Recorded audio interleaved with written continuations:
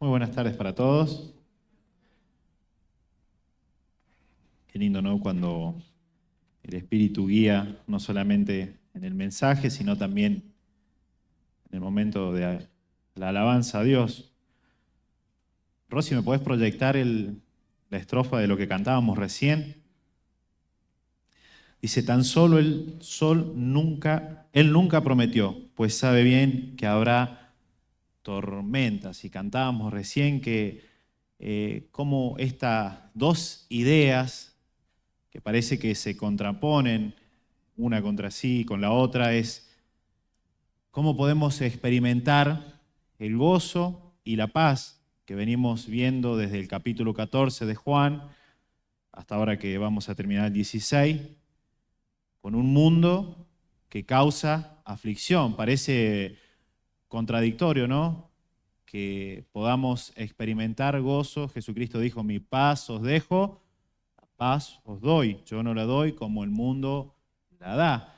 ¿Cómo es posible, no, estas dos realidades que se contraponen a sí mismo?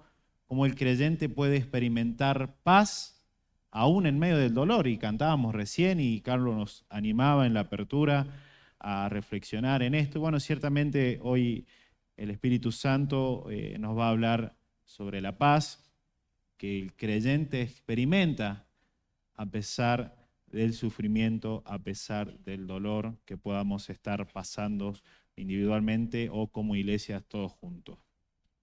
Pero antes de comenzar con la lectura de la palabra, yo quisiera que tuviéramos en mente el contexto. Sé que ya venimos más de un año, si no me equivoco, estudiando el Evangelio de Juan. Entendamos que estamos camino a Getsemaní, en el capítulo 14, Jesús se levanta y con sus discípulos se van, dejan el aposento alto. Jesús previamente había anunciado la traición de Judas. Jesús empieza a hacer un énfasis en consolar a sus discípulos que estaban con miedo, que estaban preocupados, que sentían muchas inquietudes, ¿no? Lo normal. Jesús anuncia su partida.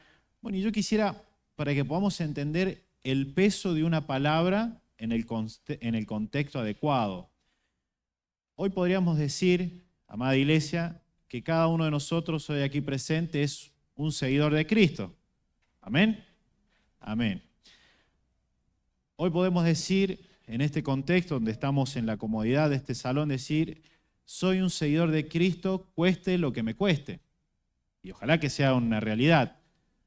Pero en otro contexto, esa misma palabra tiene un peso aún mayor.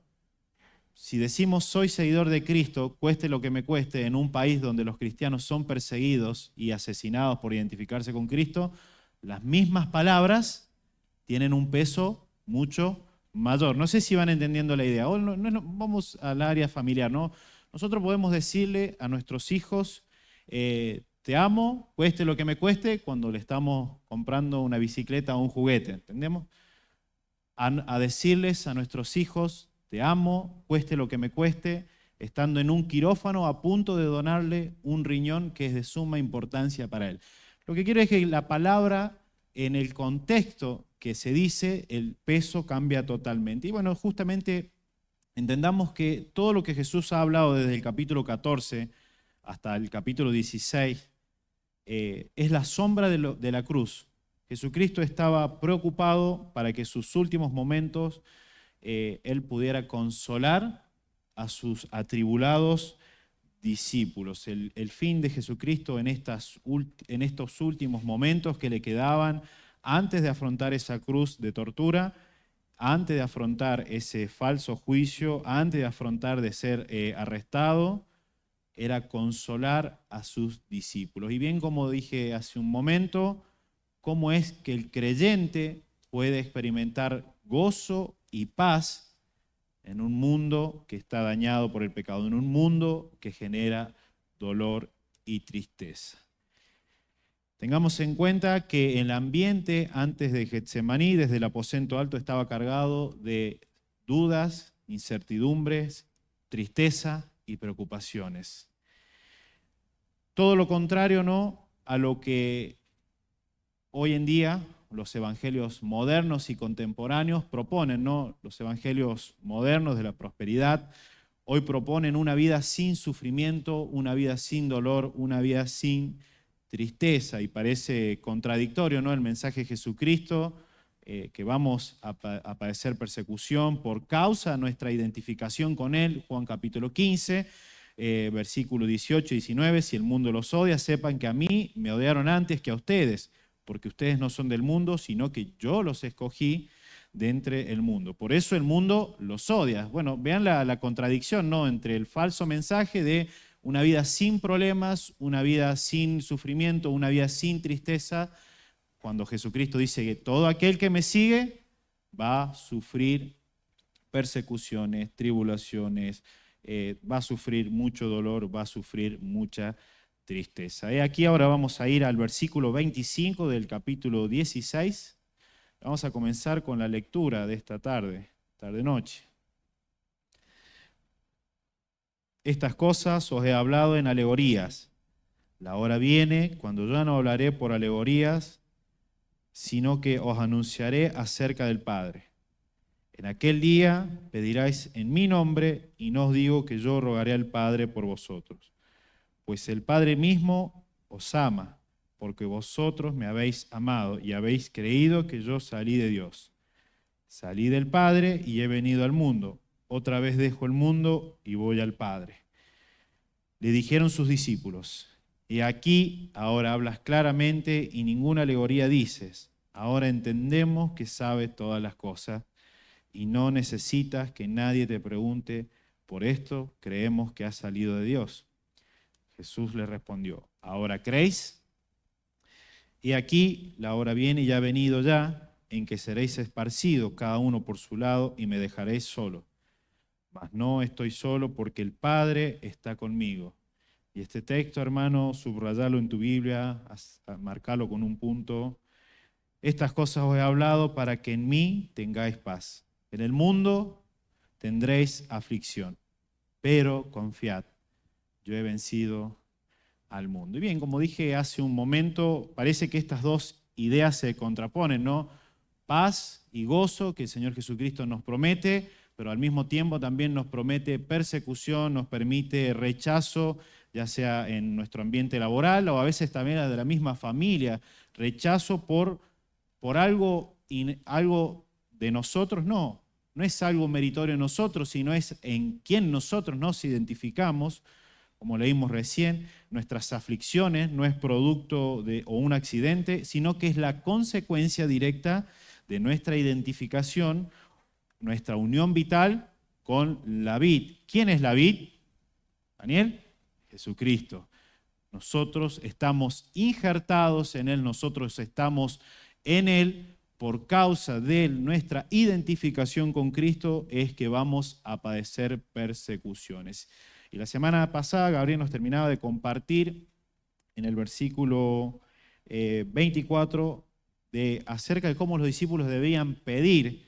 Dice: hasta ahora nada habéis pedido en mi nombre, pedid o recibiréis para que vuestro gozo sea cumplido. Y bien, ya Gabriel lo ha explicado, orar en el nombre de Jesús no es una muletilla que ponemos al final de cada oración, no es una oración mágica, no es nada, es simplemente en confiar en su obra redentora, en su obra efectiva, en la obra de la cruz, en nuestra vida. Y justamente lo que Jesucristo está tratando hoy en estos versículos de explicarle a sus discípulos, y podríamos dividirlo este mensaje en 4 puntos. Y el primer punto es que el Padre nos ama. El Padre, mi querido hermano, mi querido amigo, mi querida hermana, mi querida amiga, el Padre te ama. Ese es el primer punto de este mensaje.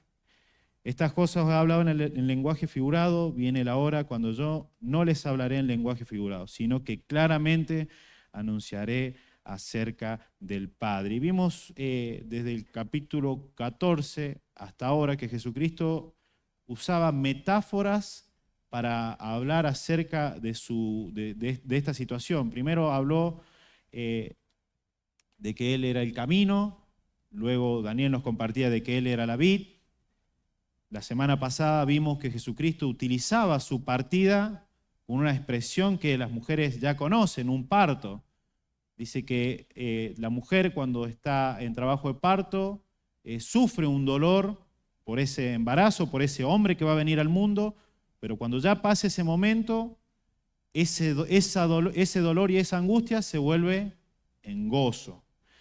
Y la ilustración es que Jesucristo no está tratando de sustituir algo por otra cosa. Presten mucha atención. Sustituía el dolor y la tristeza por el nacimiento, por el dolor de parto, y las hermanas deben saber muy bien lo que duele un parto, pero ese mismo dolor y esa misma angustia, el mismo parto iba a ser el motivo de un gran gozo. Bueno, ciertamente Jesucristo estaba utilizando estas analogías por dos razones. Primeramente, ¿qué le faltaba a los discípulos para que pudieran entender con claridad las palabras de Jesús? El Espíritu Santo. Yo os enviaré un consolador, que tomará de lo mío y se los mostrará.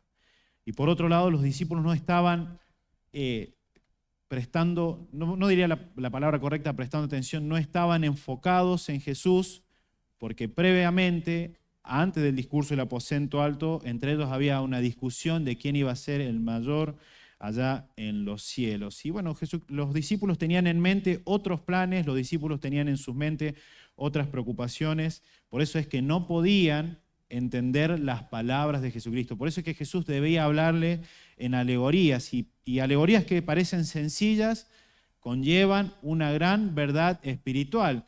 Recordemos que también Jesucristo a Nicodemo, ¿qué le dijo? Que debía nacer de nuevo, y Nicodemo, un sabio de la Escritura, un maestro de la Escritura, no entendía estas palabras. ¿Por qué no lo entendía? Porque las implicancias que estas palabras le dijo a Nicodemo tenían un significado espiritual. La mujer samaritana, cuando Jesucristo le dijo que él tenía el agua de vida, en que nunca más iba a tener sed, ella tampoco entendía y pensaba en sí, ¿en qué me va a dar agua? Porque son verdades espirituales que personas que todavía aún no tenían el Espíritu Santo no podían comprender. Y qué glorioso nos es que en esta tarde, hoy nosotros, o en nuestro día a día, hoy podamos abrir la Escritura, la palabra de Dios, y que podamos entender e interpretar la Biblia.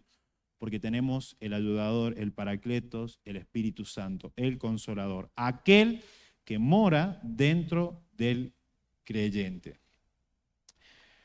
Cuando el Espíritu Santo llegase en Pentecostés, todas estas palabras que Jesucristo habló a sus discípulos, todas estas grandes verdades iban a ser esclarecidas. En cierta forma ellos iban a tener el cuadro completo. Hasta ahora ellos solo estaban viendo solamente una porción del cuadro, solamente tenían algunas piezas del rompecabezas, le faltaban cosas muy indispensables, le faltaba el Espíritu Santo. Versículos 26 y 27.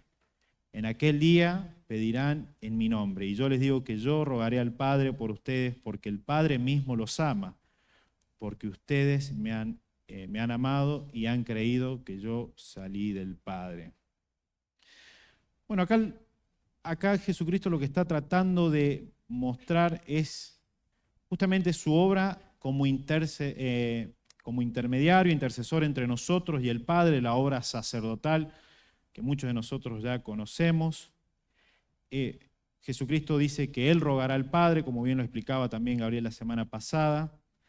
Pero acá hay algo, una idea pagana que muchos tenían de que Dios era un Dios airado, sentado en su trono, enojado, y que Jesucristo tenía que ir al Padre a rogarle de mala manera, de mala gana, que nos perdone. Bueno, ciertamente eso es una idea equivocada, porque además de que Dios nos ha creado, somos creación suya, portamos su imagen, Dios a lo largo de la Biblia nos ha mostrado su amor. Y es cierto que cantamos, como recién cantamos, de tal manera me amó que su vida no escatimó, pero el amor de Dios se ha mostrado mucho antes que la entrega de su Hijo amado, Señor Jesucristo. Bueno, y podríamos leer Mateo 5:45, versículo también muy conocido, Juan 3:16. Mateo 5:45, para que seáis hijos de vuestros padres que está en los cielos, que hace salir el sol sobre malos y buenos, que hace llover sobre justos e injustos. Pregunta, ¿sobre quién hace salir el sol el Padre, Dios? ¿Sobre los creyentes?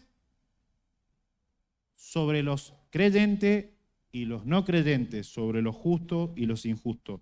¿Sobre quién hace llover? Sobre los justos y los injustos.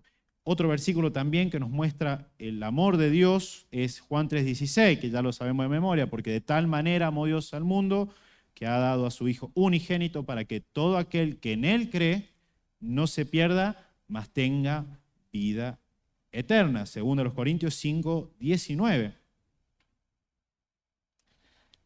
Y Romanos 5:8, que Dios estaba en Cristo reconciliando consigo al mundo, no tomándole en cuenta a los hombres su pecado, y nos ha encargado a nosotros la palabra de reconciliación. Romanos 5:8, mas Dios muestra su amor para con nosotros, en que siendo aún pecadores, Cristo murió por nosotros. Y acá la gran pregunta es, ¿qué ha cambiado entre la cruz y anterior a la cruz?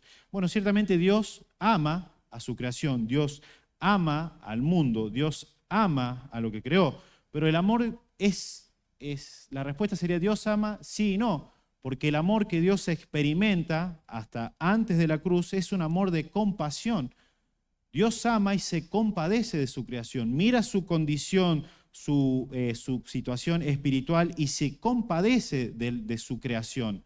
Por eso es que Juan 3:16, de tal manera amó Dios al mundo, y cuando habla del mundo no está hablando del planeta en sí, está hablando de las personas que habitan así, que entregó a su Hijo unigénito. ¿Por qué? Porque Dios ama a su creación, ama al mundo que creó con un amor de compasión. Siente compasión y se ve en la necesidad y ha ideado un plan desde antes de la fundación de los tiempos para salvar a su creación.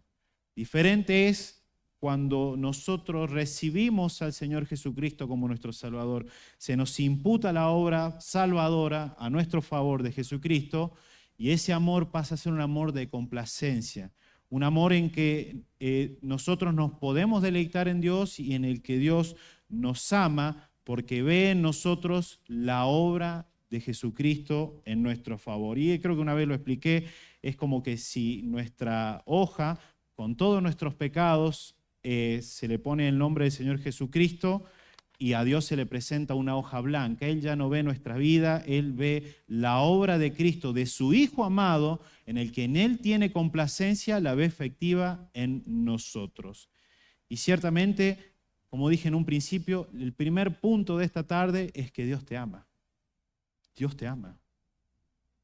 Dios te ama tanto que envió a la persona que más amaba, al Señor Jesucristo, a morir por tus pecados. Dios te ama.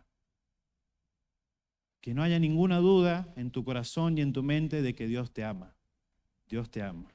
Por eso envió al Señor Jesucristo. Romanos 8:34 y Hebreos 7:25. ¿Quién es el que condenará? Cristo es el que murió, más aún el que también resucitó y al que además está a la diestra de Dios, quien también intercede por nosotros. Y como dijimos recién, Jesucristo no deja de interceder por nosotros. Pero ahora el Padre escucha nuestras oraciones porque ve la obra imputada a nuestro favor del Señor Jesucristo. Hebreos 7:25, por lo cual puede también salvar perpetuamente a los que por Él se acercan a Dios, viviendo siempre para interceder por ellos. El Señor Jesucristo estaba mostrando la falsa idea de que Él ya no iba a interceder más por Él, no, Él iba a interceder, pero ahora nuestras oraciones iban a ser escuchadas, como explicaba Gabriel, porque vamos de parte de Él. Y ciertamente Dios nos ama. El sacrificio de Cristo no compró el amor del Padre. El sacrificio nos dio acceso al trono de la gracia en el nombre de Jesús. Cristo fue la demostración del amor del Padre. Y esto nos lleva al segundo punto, el segundo encabezado. Esta confesión que sus discípulos hicieron, una confesión superficial. Versículo 28. salí del Padre y he venido al mundo, y de nuevo dejo el mundo y voy al Padre. Bueno, aquí Jesucristo está resumiendo todo lo que nosotros hemos estudiado hasta el día de hoy. Dice Jesucristo, y esto se llama cristología, ¿no? Donde la rama que enseña acerca de la esencia de Jesús. Jesucristo habla que Él salió del Padre y ha venido al mundo, y de nuevo deja el mundo y voy al Padre. Bueno, el primer punto es que tenemos la preexistencia de Cristo, y esto lo vimos en el primer capítulo, Juan 1:1. En el principio, el verbo era con Dios, el verbo era Dios. Después también tenemos la encarnación, Juan 1:14, podemos proyectar, lo leamos todos juntos. Juan 1:14, la encarnación. Y aquel verbo fue hecho carne y habitó entre nosotros y vimos su gloria, gloria como del unigénito del Padre, lleno de gracia y de verdad. La crucifixión, Juan 3:14. Jesucristo hace comparación de la serpiente que levantó Moisés, como esa serpiente que era un objeto que a la nación de maldición, un objeto de pecado, de abominación, Dios la utilizaba para salvación. De la misma manera, Cristo en la cruz fue un objeto de maldición. Maldito todo aquel que cuelga de un madero. Fue hecho maldición para que nosotros seamos salvos por su obra. Y como Moisés levantó la serpiente en el desierto, así es necesario que el Hijo del Hombre sea levantado. La crucifixión y la ascensión, voy al Padre. Jesucristo ha resumido lo que nosotros hemos visto a lo largo de este Evangelio, a lo largo de este estudio, el Evangelio. Dejo al Padre, vengo al mundo, de nuevo voy al Padre, dejo el mundo y voy al Padre. Jesucristo ha simplificado de manera rápida a sus discípulos lo que Él iba a hacer. Él estaba anunciando la obra completa de la cruz. Era necesario que Él viniese, era necesario que Él naciese dentro de una familia, era necesario que Él naciese de una mujer virgen, era necesario que Él creciera como cualquier niño, era necesario que Él aprendiera a leer, a estudiar como cualquier niño. Todo eso era necesario hasta el punto en que comienza su ministerio. Todas esas cosas que Jesucristo hizo y que la Biblia nos deja en evidencia era necesario. ¿Para qué? Para que Él pudiese vivir una vida en obediencia a la palabra de Dios y que la obra de Dios y que el castigo de Dios que nosotros merecíamos pudiera serle imputado. Él es el Cordero inmolado, el Cordero de Dios que quita el pecado del mundo. He aquí que en Él no hay engaño, no hay verdad, no hay defecto alguno. Van a decir más adelante los gobernantes de Israel acerca de Jesús. Pero bien, aquí Jesús está simplificando el mensaje del Evangelio, ese mensaje poderoso que ellos no entendían. Ese mismo mensaje hoy sigue teniendo efectividad y poder para salvar. Jesucristo dejó su trono de gloria, vino a vivir entre nosotros, fue condenado por nosotros, fue crucificado, pero al tercer día Dios lo levantó y hoy está a la diestra de Dios. Y como habíamos estudiado unos versículos anterior, en el versículo 2 del capítulo 14, en la casa de mi Padre muchas moradas hay. Y esas moradas son para que todo aquel que en Él crea, como habíamos estudiado en 3:16, podamos tener un lugar asegurado en los cielos, en la presencia de Dios.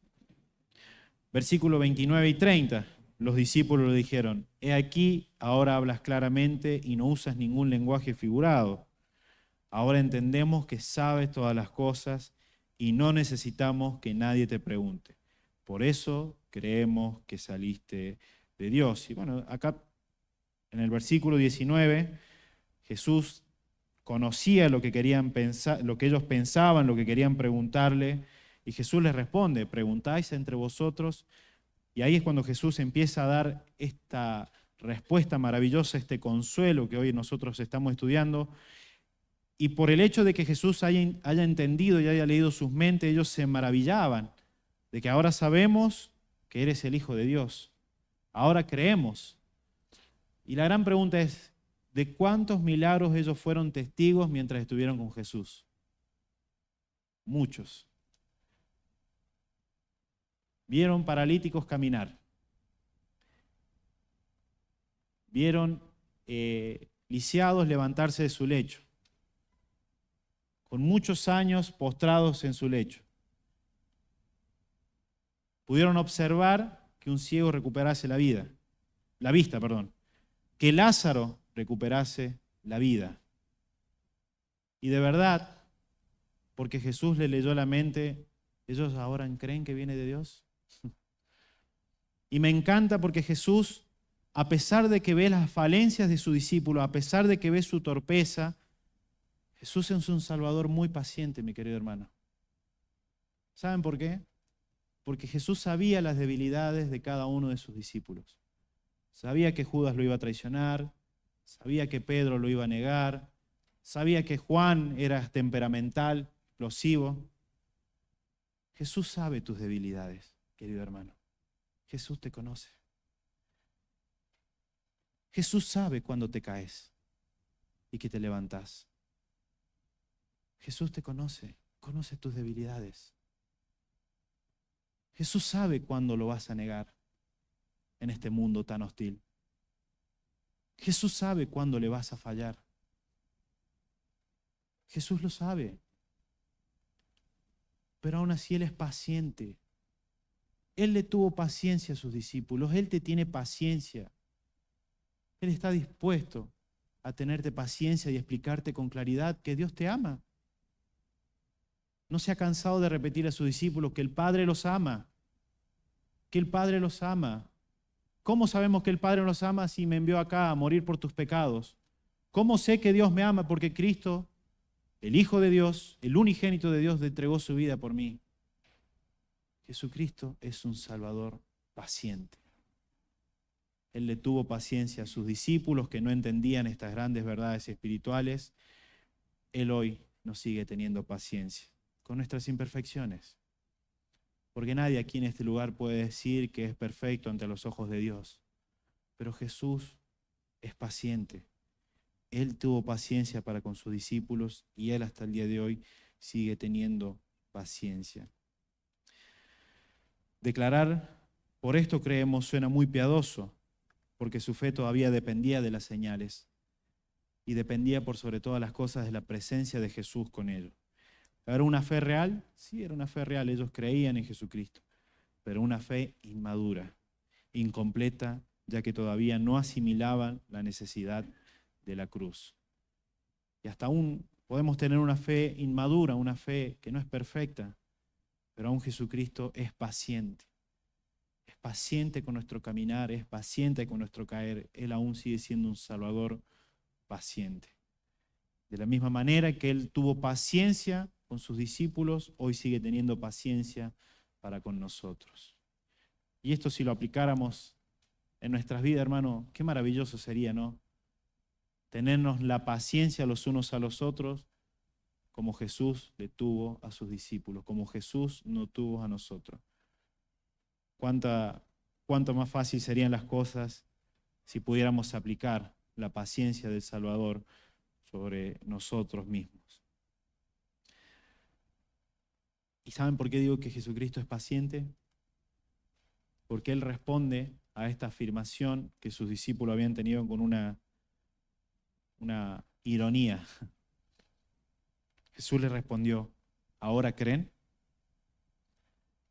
Y el tono en el que está respondiendo es muy similar a cuando Pedro le dijo que él daría su vida por él. ¿Cómo le respondió Jesús? ¿Tu vida la darás por mí? ¿De verdad? ¿De verdad, Diego, estás dispuesto a dar tu vida por mí? ¿De verdad? Mire, Jesús nos conoce. Él conoce nuestras debilidades. Por eso es que Él responde de esta manera. Miren que viene la hora y ha llegado en que serán esparcidos cada uno por su lado y me dejarán solo.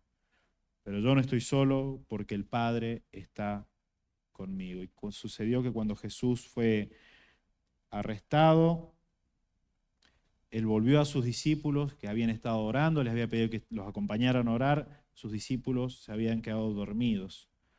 Luego de eso, inmediatamente llegan los soldados. Dice que todos fueron esparcidos, no quedó nadie acompañando al Señor Jesucristo. Ahora yo pregunto en esta mañana, ¿de verdad creen que Jesucristo no es paciente? ¿Queda alguna duda de la paciencia de Jesucristo y del amor de Dios? Ojalá que en esta tarde no queden dudas en nuestra mente y en nuestro corazón sobre cuánto nos conoce Jesucristo y aún así Él nos espera paciente. Era necesario que Él se quedase solo para que también se cumpliese la Escritura. Zacarías 13:7.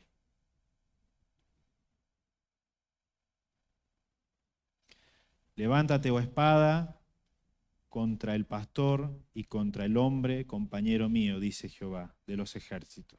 Hiere al pastor y serán dispersadas las ovejas, y haré volver mi mano contra los pequeñitos. Se cumplía la Escritura cuando Jesús iba a quedar solo en esa cruz. La copa amarga que Él tenía que beber, la bebió solo.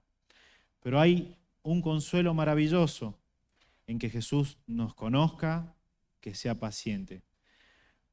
A pesar de los errores humanos, Jesucristo, a pesar de que Jesucristo conocía las falencias de sus discípulos, a pesar de que la hora más amarga Él la iba a afrontar solo, horas oscuras, dicen los otros evangelios, Jesucristo descansaba y confiaba en algo. Confiaba en el Padre. Aquel Padre en el cual su propósito se estaba llevando a cabo. El Padre está conmigo. Aunque en la cruz experimentaría el desamparo legal por cargar con nuestros pecados, Marcos 15:74. En este momento de angustia humana, su comunión con el Padre permanece intacta. Él es autosuficiente en su deidad y su misión. A pesar de que Él se iba a quedar solo, y se los estaba anticipando a sus discípulos, Él estaba en suma cumpliendo la voluntad del Padre. Y esto nos lleva también al último aspecto de este mensaje. Su victoria en la cruz nos garantiza paz. Su victoria en la cruz nos garantiza paz. Estas cosas os he hablado para que en mí tengáis paz. En el mundo tendréis aflicción, pero confiad, yo he vencido al mundo. Y ahora bien, ya lo hemos dicho muchas veces, la paz de la que la Biblia nos habla, no es una paz, una vida sin problemas, no es una vida sin dolor, no es una vida abundante. La paz de la que la Biblia nos habla, es esta, Romanos 5:1. Justificados pues por la fe, tenemos paz para con Dios por medio de nuestro Señor Jesucristo. La paz de la que Jesucristo está hablando trasciende la paz que este mundo te ofrece. Todo lo contrario, Jesucristo dice que este mundo produce ¿qué cosa? Aflicción. Mientras Jesucristo genera paz y gozo en el corazón de los creyentes, este mundo es una máquina de generar aflicción. Yo quisiera preguntarte, a veces hay cosas que nos ponen felices, cuando vemos crecer a nuestros hijos, y eso nos da alegría. Pero ¿cómo nos ponemos cuando ellos en la vida crecen y no siguen los pasos que le hemos enseñado? O se apartan. Nos produce tristeza. O vamos a lo material, cuando con mucho esfuerzo no podemos comprar eso que tanto queríamos y nos pone feliz. El último auto, el más nuevo y el más bonito y el más moderno. Y durante una semana soy el hombre más feliz del mundo. Pero cuando se rompe, ¡ay, ese auto! ¿Para qué lo compré? O ese trabajo, que tanto oré, que tanto pedí. No, si yo tuviera este trabajo, si yo ganara lo que ganaría en ese trabajo, sería el hombre más feliz del mundo. pero después no soportamos las presiones, las responsabilidades. Se dice, ¿para qué acepté este trabajo? ¿Saben por qué? Porque todo lo que hay en el mundo genera aflicción. Todo lo que hay en el mundo genera aflicción, ya sea nuestra familia, nuestro trabajo o los mismos bienes. Porque la felicidad del mundo es muy variable. Porque hoy un día el ser humano está acá, contento, alegre, y al otro día está por el piso, porque su felicidad, su completamiento, su gozo depende de lo que lo rodea, de las circunstancias que lo rodea. Por lo tanto, si a mí me está yendo bien, por lo tanto soy una persona feliz.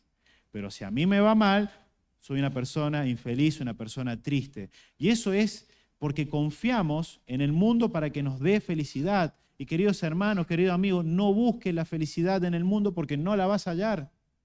No busques felicidad en lo material, no busques felicidad en tu familia, no busques felicidad en tu trabajo, en tus estudios. No estoy diciendo que estas cosas sean ilícitas, hay cosas que son muy lícitas para los creyentes, pero si tu felicidad depende de eso, tarde o temprano te va a generar tristeza o dolor. Tarde o temprano te va a generar tristeza o dolor, como tu trabajo, tu familia, la carrera que elegiste, tarde o temprano te va a generar tristeza y dolor. ¿Sabe por qué? Porque estas cosas están en el mundo. Nadie trabaja en Marte acá, ¿no? No los martes, en Marte.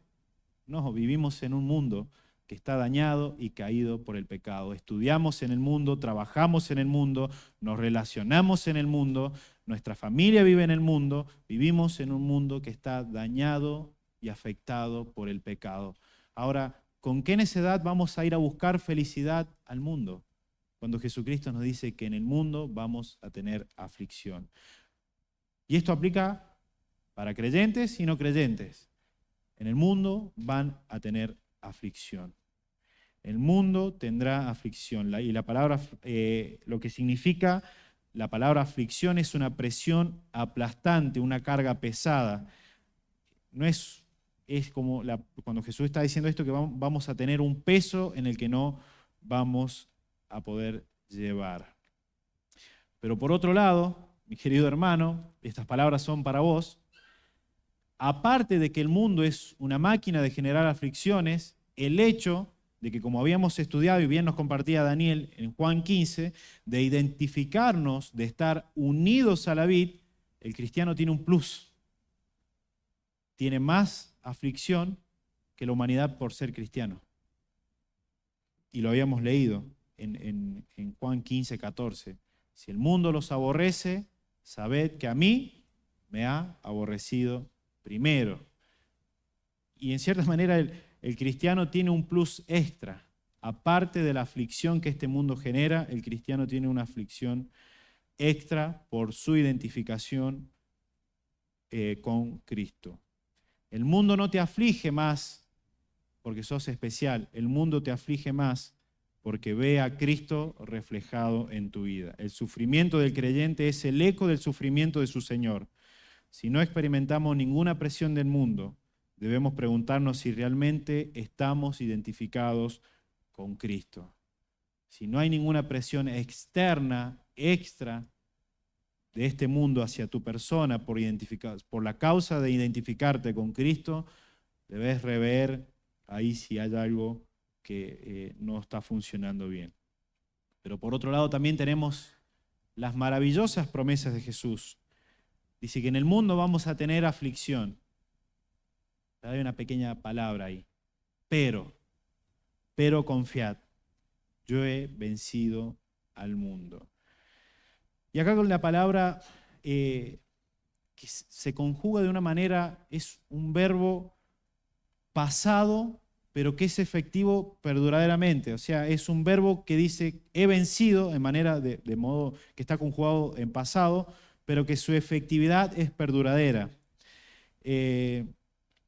Está en tiempo perfecto, y en el griego esto significa que es una victoria pasada con efectos continuos y permanentes para el presente.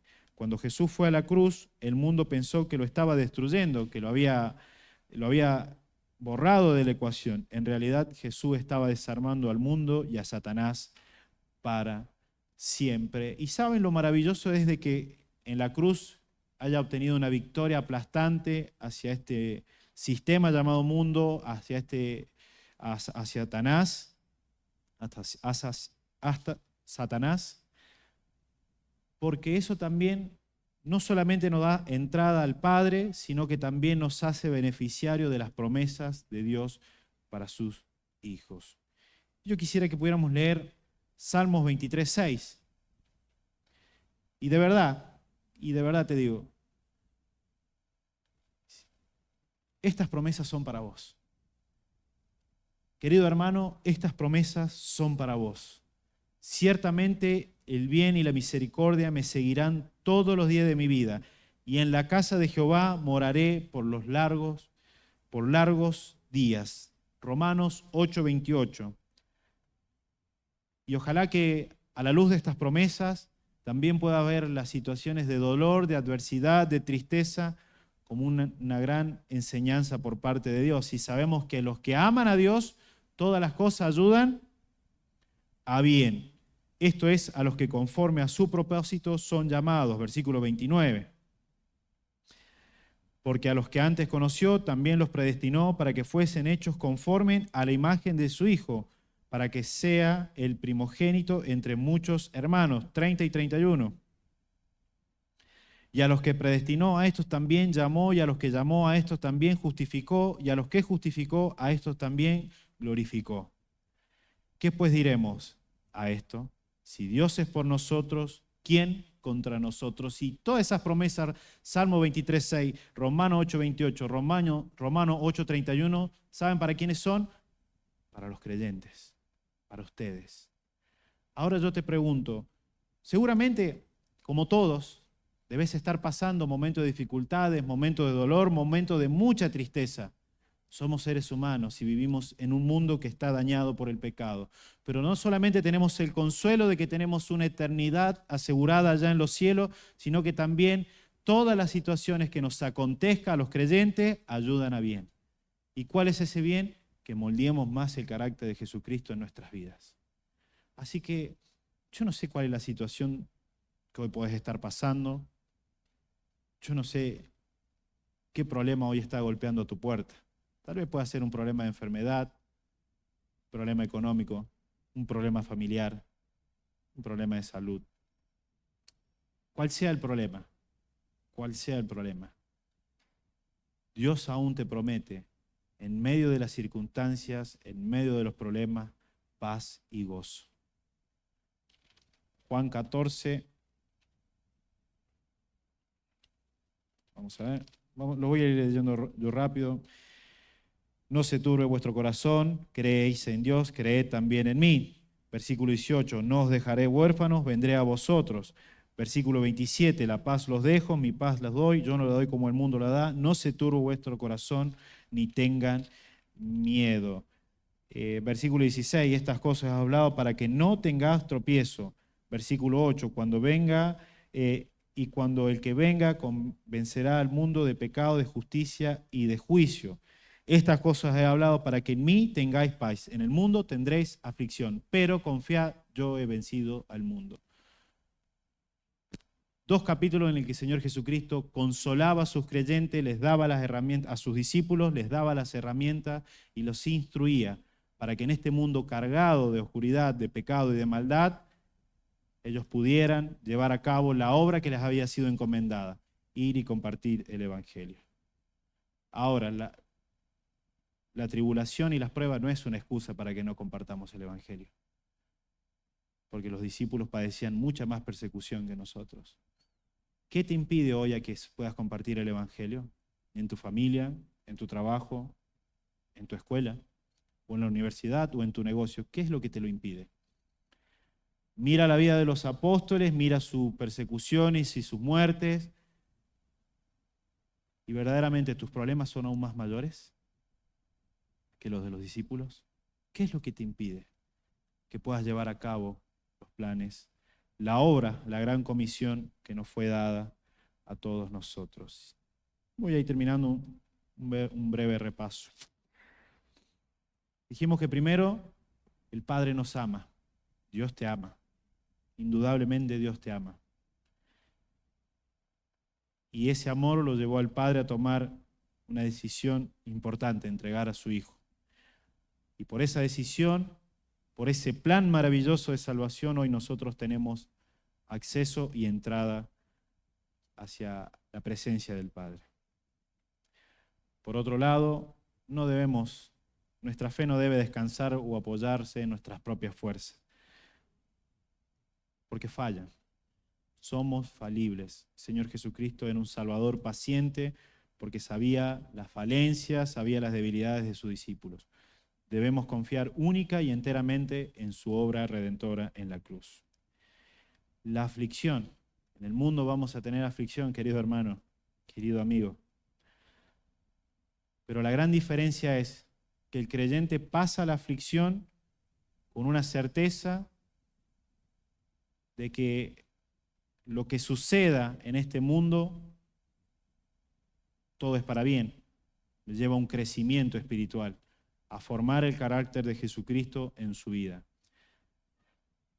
Distinto hoy sería que hoy estés padeciendo aflicción y no tengas a Cristo en tu corazón. Porque el primer problema que tiene el ser humano es su eternidad.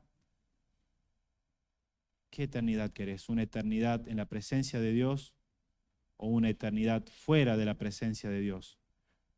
El mayor problema hoy que tenés no es que no llegues a fin de mes, no es tu enfermedad, no son tus problemas familiares.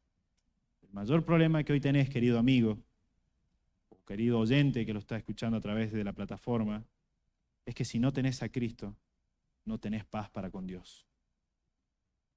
Hay eternidad en el alma del hombre, del ser humano. Esa eternidad va a ir, esa alma va a ir a una eternidad hacia el juicio de Dios, hacia el castigo de Dios. Y por último, queridos hermanos, a pesar de que, amada iglesia, a pesar de que vivimos en un mundo que produce aflicción, en un mundo que está dañado, en un mundo que parece que Satanás cada vez toma el control más de las cosas, ¿no? Pero los verdaderos cristianos caminamos en victoria. No porque la victoria haya sido nuestra, sino porque la victoria fue de uno que triunfó en la cruz. Y nosotros solemos cantar al Señor Jesús, lo hemos porque tanto le debemos. Lo que somos y tenemos solo es nuestro en Él. Es Jesús, un hombre amado, a su pueblo ha salvado. Es el triunfo asegurado por su gran poder. Hay victoria en la cruz de Cristo. No victoria en lo económico, en la salud, como allá afuera distintos evangelios distorsionados proponen. Hay victoria sobre la muerte. Hay victoria sobre el pecado. Hay victoria sobre Satanás. Y ojalá que si en esta tarde este mensaje y estas palabras han sido tuyas, hoy puedas salir a pesar del dolor, a pesar de las circunstancias difíciles, hoy puedas cruzar esa puerta, querido hermano, con gozo y paz. Aquel gozo que Jesucristo nos dejó, aún sabiendo que vivimos en un mundo lleno de aflicción. Que Dios bendiga su palabra.